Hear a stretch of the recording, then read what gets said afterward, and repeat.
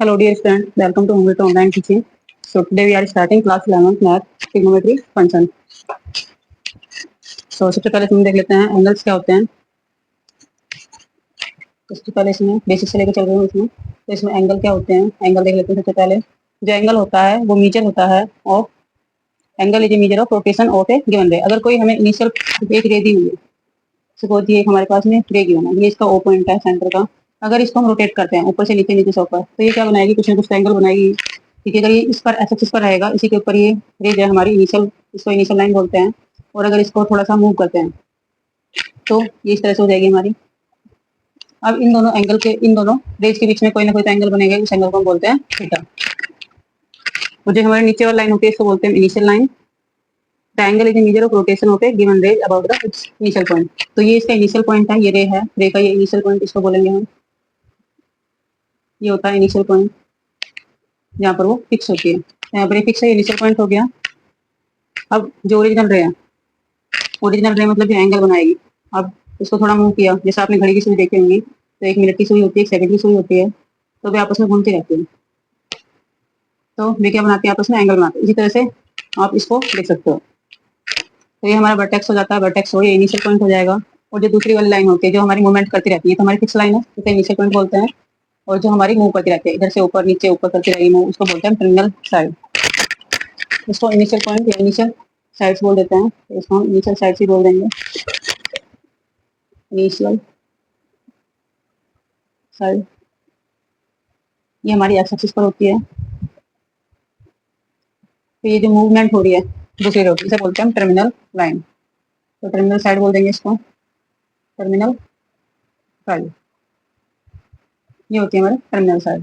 अब यहाँ पर हम एक चीज नोट करते हैं कि अगर हमारी ये वाली जो टर्मिनल साइड, टर्मिनल लाइन है, इसको अगर हम मोमेंट ऊपर की साइड कराते हैं, एंटी क्लॉकवाइज कराते हैं, एक होती है हमारी क्लॉकवाइज डायरेक्शन, एक होती है हमारी एंटी क्लॉकवाइज डायरेक्शन। तो क्लॉकवाइज डायरेक्शन हमारी इस तरह से होती है, जिस तरह से घड़ी घूमती रहती है, घड़ी की सुइयां घूमती है, वो होती है हमारी क्लॉकवाइज डायरेक्शन। और एक होती है जो उसके एंटी क्लॉक, यानी घड़ी की जो सुई होती है उनकी घूमने की विपरीत दिशा को बोलते हैं एंटी क्लॉकवाइज साइड। तो हमारी 2 साइड्स होती है किसी रोटेशन के अंदर। अब इसमें हम देख लेते हैं, ये हमारी इनिशियल साइड होगी, टर्मिनल साइड होगी।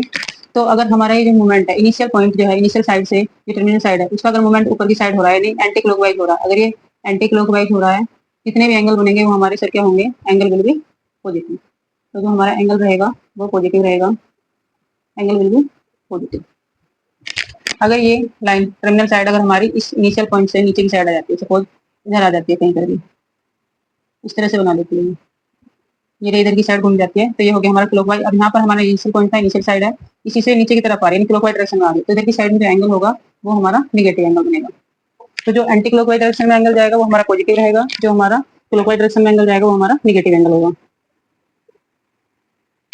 तो यहाँ पर हमारा निगेटिव एंगल बनेगा, ये जो एंगल बनेगा, अगर ये थीटा बन रहा है ऊपर की साइड में तो ये माइनस थीटा बनेगा, ये निगेटिव होगा, ये पॉजिटिव होगा। तो ये हो गया हमारा। अब इसी बेस पर अगर हम देखते हैं कि अगर हमारी इनिशियल साइड और टर्मिनल साइड एक ही लाइन पर आ जाए, सपोज ये हमारी इनिशियल साइड है, ये है हमारी इनिशियल साइड, ये वर्टेक्स है ओ पॉइंट पर, ये हमारा वर्टेक्स है ओ ए। अब जो टर्मिनल साइड है वो इधर ना जाकर के इसी के ऊपर आ जाती है, सपोज इसी के ऊपर, बिल्कुल इसी के ऊपर दूसरी लाइन भी आ जाती है। 2 वर्टेक्स हैं, एक वर्टेक्स है, इस पर एक रे तो हमारी ए होगी, ओ ए हो जाएगी, एक रे दूसरी है जो कि ओ बी है, वो इसी के ऊपर है, बिल्कुल इसी लाइन के ऊपर, यानी एक्स एक्सिस पर ही है बिल्कुल। तो उस केस में क्या होता है, अगर हमारी इनिशियल साइड, सपोज ये एंगल हमने, ये हमारी इनिशियल साइड है, ये हमारी है इनिशियल साइड। अब ये यहाँ से हमारी जो टर्मिनल साइड है वो एंगल इस तरह से बना, सपोज इस तरह से आया, टर्मिनल साइड पहले यहाँ पर थी, फिर ये मूवमेंट करते करते करते इधर से पूरा राउंड बना लिया इसने, और ये इसी पर आ गई, इसी लाइन के ऊपर आ जाती है। तो यहाँ पर जो एंगल होगा, ये जो टर्मिनल साइड पर इनिशियल साइड अगर हमारी आ जाती है इस पॉइंट पर, तो इस पर जो एंगल होगा हमारा वो होगा हमारा, क्योंकि वो पूरा एक रिवोल्यूशन कंप्लीट कर लेती है, पूरा एक सर्कल कंप्लीट हो रहा है। तो इसमें हम जानते हैं कि सेंटर पर जो बना एंगल होता है वो हमारा 360 डिग्री होता है, सेंटर पर बना एंगल जो होता है वो 360 डिग्री का होता है। तो ये पूरा एक रिवोल्यूशन कंप्लीट करेगा। तो जब एक रिवोल्यूशन कंप्लीट हो जाएगा तो जो ये वाला एंगल बनेगा ये बनेगा हमारा, इसी लाइन पर अगर एंगल की बात की जाए तो वो 360 डिग्री बनेगा। अगर इनिशियल साइड पर हमारे टर्मिनल साइड पूरा 1 रिवोल्यूशन कंप्लीट करके वहीं पर आ जाती है, ये ओ है, ये ओ बी है। अब ये पूरा रिवोल्यूशन कंप्लीट करा और ये ओ ए जो है, ओ ए के ऊपर ही हमारी ओ बी आ जाती है, सपोज यहीं पर भी आ जाती है ओ बी। तो ये हमारा जब रिवोल्यूशन कंप्लीट हो जाएगा तो एंगल बनेगा हमारा 360 डिग्री, 360 डिग्री का एंगल हो जाएगा।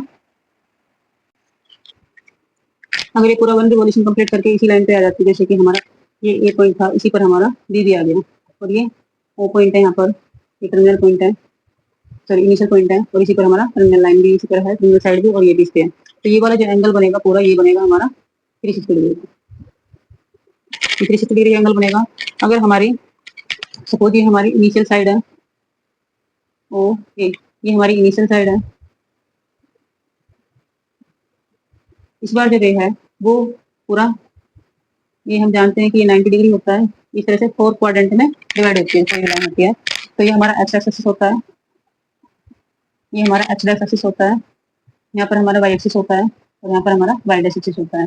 तो जब ये एंगल एंटी क्लॉकवाइज बनाएगा और यहाँ से यहाँ तक जाएगा, तो यहाँ से यहाँ तक जो एंगल की माप होती है वो 90 डिग्री तक एंगल इसके अंदर आएंगे, 0 से 90 डिग्री के एंगल जाएंगे, वो इस वाले क्वाड्रेंट के अंदर आएंगे। ये हमारा फर्स्ट क्वाड्रेंट होता है, ये हमारा फर्स्ट क्वाड्रेंट होगा, इसमें हमारे एंगल बनेंगे 0 से 90 डिग्री के बीच के बनेंगे।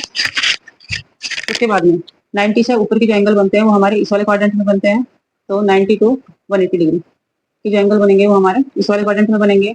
फिर थर्ड क्वाड्रेंट आ जाता है हमारा 180 से लेकर के 270 तक, तो 180 से लेकर जो 270 डिग्री के एंगल आएंगे वो सारे इस वाले क्वाड्रेंट में आएंगे। ये हमारा सेकंड क्वाड्रेंट है, ये हमारा थर्ड क्वाड्रेंट हो जाएगा, और इसमें जो एंगल आते हैं वो हमारे आते हैं 270 से 360 डिग्री तक जो एंगल आएंगे वो हमारे फोर्थ क्वाड्रेंट में आएंगे। तो ये हमारा फोर्थ क्वाड्रेंट है।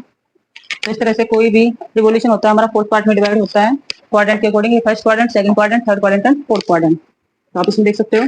अब जैसे हमारा ये इनिशियल साइड थी, यहाँ पर इनिशियल साइड है, आपको शो नहीं हो रहा होगा, तो यहाँ पर देख सकते हो। अगर ये एंगल, ये हमारी इनिशियल साइड है और ये हमारी टर्मिनल साइड है, अगर टर्मिनल साइड जो है हमारी यहाँ से मूव करके पहले 90 पर आती है, 90 से फिर पूरा राउंड कंप्लीट करके और यहाँ पर आ जाती है, यहाँ पर हमारी आ जाती है टर्मिनल साइड। ये हमारी इनिशियल साइड है, ये हमारा टर्मिनल साइड है, तो ये पूरा हाफ रिवोल्यूशन कंप्लीट कर रही है। आप देख सकते हो इसके फोर्थ पार्ट होते हैं पूरे रिवोल्यूशन के, तो इसमें से 1/4 पार्ट यहाँ तक आ जाता है, जिसमें 0 से 90 डिग्री एंगल बनता है। उसके बाद में 90 टू 180 आता है, जिसमें हमारा सेकंड क्वाड्रेंट कंप्लीट होता है। तो सेकंड क्वाड्रेंट कंप्लीट का होने का मतलब है कि इसमें हाफ रिवोल्यूशन कंप्लीट हो जा रहा है। तो अगर यहाँ पर आता है तो यहाँ से यहाँ तक जो एंगल बनेगा कितने का बनेगा, 180 डिग्री का। और एंगल किस डायरेक्शन में आ रहा है, हमारा जो मूवमेंट हो रहा है वो इस डायरेक्शन में हो रहा है, एंटी क्लॉकवाइज हो रहा है। तो जो एंगल बनेगा वो बनेगा हमारा प्लस में, जो एंगल बनेगा वो 180 बनेगा और वो प्लस का 180 होगा। उसी तरह से अगर हम यहाँ पर आप देख सकते हैं, मैं इसमें शो कर देती हूँ, यहाँ पर हमारा ओ पॉइंट है, ये हमारी इनिशियल साइड है, ये हमारी टर्मिनल साइड है। तो ये पूरा हाफ रिवोल्यूशन कंप्लीट कर रहा है, तो यहाँ पर जो एंगल बनेगा वो बनेगा 180 डिग्री का। सपोज इसी तरह से ये हमारी इनिशियल साइड है और ये हमारी इनिशियल साइड है, और पहले यहाँ तक आया, इसने 1 क्वाड्रेंट कंप्लीट किया, फिर सेकंड क्वाड्रेंट कंप्लीट किया, उसके बाद में थर्ड क्वाड्रेंट, यानी इस तरह से रिवोल्यूशन कंप्लीट कर रहा है, एंटी क्लॉकवाइज जा रहा है, यहाँ तक आ रहा है। तो ये वाला जो एंगल बनेगा वो हमारा बनेगा 270 डिग्री का। तो आपको समझ में आ गया होगा। और अगर इस तरह से बनता है, ये हमारी इनिशियल साइड है, ओ पॉइंट, एंगल इस तरह से बनता है, ये वाला एंगल, तो ये एंगल बनेगा हमारा 90 डिग्री। तो ये मैंने आपको क्वाड्रेंट में एंगल के बारे में बता दिया है, किस तरह से एंगल हम क्वाड्रेंट में बनाते हैं। इसके बाद में हम देख लेते हैं। सो ये एंगल तो जो मैंने सभी एंगल बनाए, मैंने एंटी क्लॉकवाइज बनाए, इसलिए सारे एंगल पॉजिटिव होंगे। बट अगर मैं नेगेटिव एंगल की बात करूँ, अगर मैं अब इस बार एंटी क्लॉक ना जाकर के क्लॉकवाइज जाती है, हमारी इनिशियल साइड जाती है ओ ए, इस बार मैं एंगल इधर बना रही हूँ, तो अगर इस साइड से ये एंगल बनेगा, तो यहाँ से ये 1 क्वाड्रेंट कंप्लीट कर रहा है, तो ये माइनस का 90 डिग्री का बनेगा। अगर हमारा रोटेशन इधर साइड से हो रहा था माइनस 90 डिग्री, ये ओ ए, ये इनिशियल साइड है, ये हमारी टर्मिनल साइड है। अब इसी तरह से अगर हमारी ये इनिशियल साइड है ओ ए, और ये रोटेशन इधर से हो रहा है, रोटेशन कहाँ से हो रहा है, इधर से हो रहा है, और यहाँ तक आ रहा है, हाफ रिवोल्यूशन कंप्लीट कर रहा है, बट क्लॉकवाइज कर रहा है, तो ए ओ डी, तो ये जो एंगल बनेगा वो हमारा बनेगा माइनस का 180 डिग्री।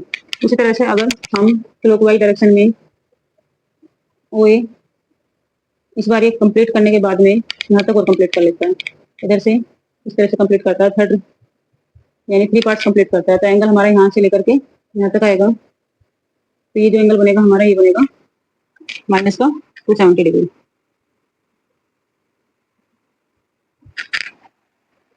तो आप देख सकते हो ये बन जाएगा हमारा माइनस का 270 डिग्री। अगर ये क्लॉकवाइज डायरेक्शन में पूरा 1 रिवोल्यूशन कंप्लीट करता है, तो हमारा जो एंगल बनेगा वो बनेगा माइनस का 360। सपोज ये हमारी इनिशियल साइड थी ए, ये हमारा ओ पॉइंट है, सेंटर है यहाँ पर, जिसको हम ओरिजिन बोलते हैं, ये हमारी इनिशियल साइड है। अगर ये पूरा एक रिवोल्यूशन कंप्लीट करके, सपोज इसने रिवोल्यूशन इधर से कंप्लीट किया, पूरा 1 राउंड कंप्लीट किया, तो एंगल बना हमारा माइनस 360। उसके बाद में इसने इतना रिवोल्यूशन कंप्लीट किया, तो यहाँ तक का जो एंगल बनेगा माइनस 360 प्लस माइनस 360 और 90 जो हो जाएंगे माइनस के, माइनस का 360 माइनस का 90 हो जाएगा हमारा। तो यहाँ पर हमारा एंगल बनेगा, इसने यहाँ से कंप्लीट 1 रिवोल्यूशन कंप्लीट किया, बट क्लॉकवाइज किया। उसके बाद में सेकंड फर्स्ट एक क्वाड्रेंट और चला तो 90 डिग्री और चला, 360 प्लस 90, तो जो एंगल बनेगा वो माइनस का बनेगा, तो माइनस का 360 माइनस का 90, तो ये हो जाएगा माइनस का 450 डिग्री। तो इस तरह से हमारे एंगल बनते हैं। अब इसमें एक बार हम क्लॉक की डायरेक्शन आपको बता देते हैं। तो हमने डिग्री में मेजरमेंट पढ़ी थी एंगल्स की, इस बार हम रेडियन में मेजरमेंट पढ़ेंगे। तो रेडियन मेजरमेंट जो होती है किसी भी रिवॉल्यूशन के अंदर, या कोई सर्कल ले लेते हैं, जैसे हमने एक सर्कल लिया, सर्कल में हमारी इनिशियल साइड होती है ये हमारी, अभी हम डिग्री में जब हम कर रहे थे तो उसमें हम एक इनिशियल साइड ले रहे थे, एक टर्मिनल साइड ले रहे थे, बट इस बार मैं रेडियन जो ले रही हूँ, सर्कल में मेजरमेंट करके दिखा रही हूँ।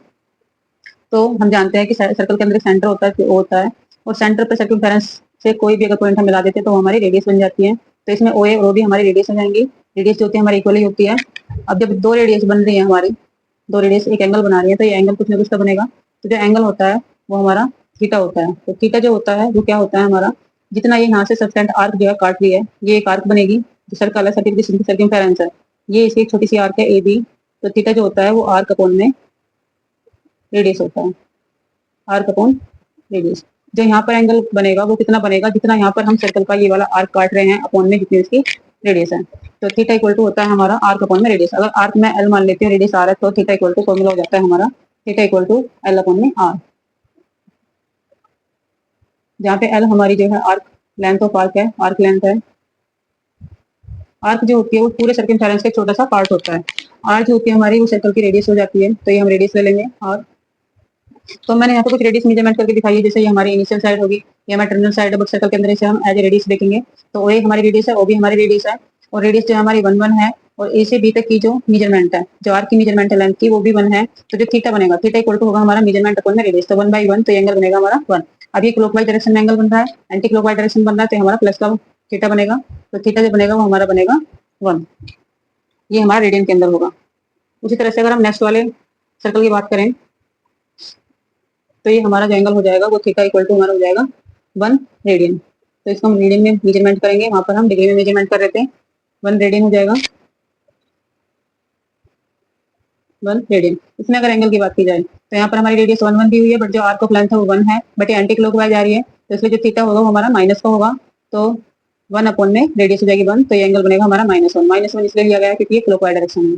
इसमें देख लेते हैं, इसमें हमारी डायरेक्शन जो है वो एंटी क्लॉकवाइज है, और रेडियस इसमें हमारी 1 1 है। तो 1 1 हमने रेडियस ले ली, जो आर्क ऑफ लेंथ है, 1 से 1/2 है। तो जो हमारा थीटा होगा, थीटा इक्वल टू होगा हमारा लेंथ ऑफ आर्क, यानी 1 से 1/2, 1 से 1/2 अपॉन में रेडियस, रेडियस हमारी 1 है, तो थीटा हमारा हो जाएगा 1 से 1/2, यानी 3/2 रेडियन। तो इस तरह से हम एंगल को निकालते हैं रेडियन के अंदर। ये हमारा रेडियन के अंदर मेजरमेंट हो गया, तो मैंने रेडियन के अंदर मेजरमेंट दिखा दिया। अब हमने आपको मेजरमेंट दिखा दी एंगल की, पहले डिग्री में शो किया था, तो रेडियन में आपको मेजरमेंट करके दिखाई है। तो जो डिग्री के अंदर लेते हो, फोर्थ क्वाड्रेंट के बेस को लेते हैं, इसमें हम एक सर्कल के बेस को ले रहे हैं रेडियन में। तो रेडियन में भी हमारा जो पूरा रिवोल्यूशन होता है 360 डिग्री का ही होता है, क्योंकि हम जानते हैं कि सेंटर पर बना जो एंगल होता है वो 360 डिग्री होता है। तो इसके अंदर हम देख सकते हैं जो इसके अंदर रिलेशनशिप होती है। अगर हम बात करें तो हम इसके बीच में रिलेशनशिप देखेंगे, तो हम जानते हैं कि जो एक पूरा जो रिवोल्यूशन कंप्लीट होता है वो कितने का होता है हमारा। अगर हम लेंथ ऑफ सर्कमफेरेंस की बात करें किसी भी सर्कल की, तो वो 2 पाई रिवोल्यूशन होता है, क्योंकि पाई तो यहाँ तक आता है, हाफ रिवोल्यूशन पाई का होता है, और 2 पाई रिवोल्यूशन कंप्लीट होता है, तो 2 पाई रेडियन एंगल बनता है। तो 2 पाई रेडियन, तो हमारा अगर हम सर्कल के अंदर बात करेंगे तो हमारा जो एंगल बनेगा वो 2 पाई रेडियन बनेगा। बट अगर हम एक डिग्री के अंदर बात करेंगे तो पूरा रिवोल्यूशन जो कंप्लीट होता है वो 360 डिग्री में होता है। तो हम यहाँ से कह सकते हैं कि 2 पाई रेडियन 1 रिवोल्यूशन, ये हमारा रेडियन के अंदर मेजरमेंट है पूरा रिवोल्यूशन कंप्लीट करने का, इक्वल टू अगर हम डिग्री में बात करें तो डिग्री में हमारा 360 डिग्री पर 1 रिवोल्यूशन कंप्लीट होता है। तो ये हमारी इसके अंदर रिलेशनशिप आ जाती है रेडियन और डिग्री के बीच में। तो अगर हम इसको सोल्व करते हैं तो हम देखते हैं, यहाँ से अगर देखते हैं तो 2 पाई रेडियन इक्वल टू 360, यानी पाई रेडियन की अगर बात की जाए तो यहाँ से पाई रेडियन इक्वल टू हो जाएगा हमारा 360 डिग्री अपॉन में 2, यानी 180 डिग्री। तो एक रिलेशनशिप बन जाती है, पाई रेडियन जो होता है वो इक्वल टू होता है 180 डिग्री के। पाई रेडियन इक्वल टू होता है 180 डिग्री के। अगर हम 1 रेडियन एंगल की बात करें तो 1 रेडियन जो होगा हमारा इक्वल हो जाता है, 1 रेडियन इक्वल टू हो जाएगा 180 डिग्री अपॉन में पाई के। अगर हमें क्वेश्चन के अंदर रेडियन से पाई डिग्री में चेंज करना है, डिग्री से रेडियन में आना है, तो हम इसी के अनुसार उसको चेंज करेंगे। अब यहाँ पर तो हमने रेडियन को चेंज किया है डिग्री में, अगर हमको डिग्री से चेंज करना हो रेडियन में, तो हम जानते हैं पाई रेडियन इक्वल टू हमारा होता है 180 degree. Pi radian equal to 180 degree होता है। यहाँ से अगर हम 1 डिग्री की बात करेंगे, 1 डिग्री की बात कर रहे हैं, तो 180 डिग्री को हम 180 इंटू 1 लिख सकते हैं। तो 1 डिग्री यहाँ पर हम छोड़ देते हैं, अगर 1 डिग्री नहीं छोड़ते हैं तो 180 इसके अपॉन में आ जाएगा, तो आ जाएगा पाई रेडियन अपॉन में 180 डिग्री। तो जो 1 डिग्री होता है वो हमारा पाई रेडियन अपॉन में 180 डिग्री होता है। तो एक हमारा ये हो गया रेडियन से, अगर हम इसको डिग्री में चेंज करेंगे तो हमारा ये वाला फॉर्मूला काम करेगा। इसके अगर हम डिग्री से रेडियन में चेंज करते हैं तो हमारा ये वाला फॉर्मूला, यानी 1 रेडियन इक्वल टू होता है पाई रेडियन अपॉन में 180, और 1 रेडियन की बात करें तो होता है 180 डिग्री अपॉन में पाई। तो इसके अकॉर्डिंग हम क्वेश्चन में रेडियन को डिग्री में और डिग्री को रेडियन में चेंज कर सकते हैं। तो यहाँ पर मैं आपको एक वॉच के बारे में बताने जा रही हूँ, वॉच के अंदर डिग्री को कैसे मेजरमेंट करते हैं। तो जैसे हमारी वॉच है, वॉच के अंदर ये अगर हम बात करें तो ये हमारी इनिशियल साइड हो जाती है और ये हमारी टर्मिनल साइड है। तो हम इसमें क्लॉकवाइज जाते हैं वॉच के अंदर। तो अगर क्लॉकवाइज जाते हैं तो 1 डिग्री जो होता है वॉच के अंदर वो होता है हमारा 16, 1 डिग्री इक्वल टू होता है हमारा 16 मिनट। यानी कंप्लीट रिवॉल्यूशन करने में कितने मिनट का टाइम लगता है? 1 घंटे में मिनट होती है 60। तो 1 घंटे में 60 मिनट होती है और 1 मिनट में होती है, 1 मिनट की बात की जाए तो 60 सेकंड होते हैं। 1 मिनट में 60 सेकंड और 1 आवर में होता है हमारा 60 मिनट। तो 1 डिग्री इक्वल टू 60 मिनट्स हम इसमें मान के चलेंगे। तो हम यहाँ पर देख सकते हैं 1 घंटे में हमारी 60 मिनट होती है, यानी 1 घंटे में हमारा 1 रिवॉल्यूशन भी कंप्लीट होता है। तो 1 revolution 1 degree equal to 60 minute और 1 मिनट में 60 सेकंड होती हैं। तो ये हम क्वेश्चन करेंगे तो उसमें हमें यूज होते हैं, इसलिए मैं आपको बता दिया है। सो आज मैंने ट्रिग्नोमेट्रिक फंक्शन का जो है इंट्रोडक्शन दिया है, इसका चैप्टर मैं नेक्स्ट वीडियो में स्टार्ट करूंगी। तो अगर आपको वीडियो पसंद आए तो लाइक और सब्सक्राइब करें। थैंक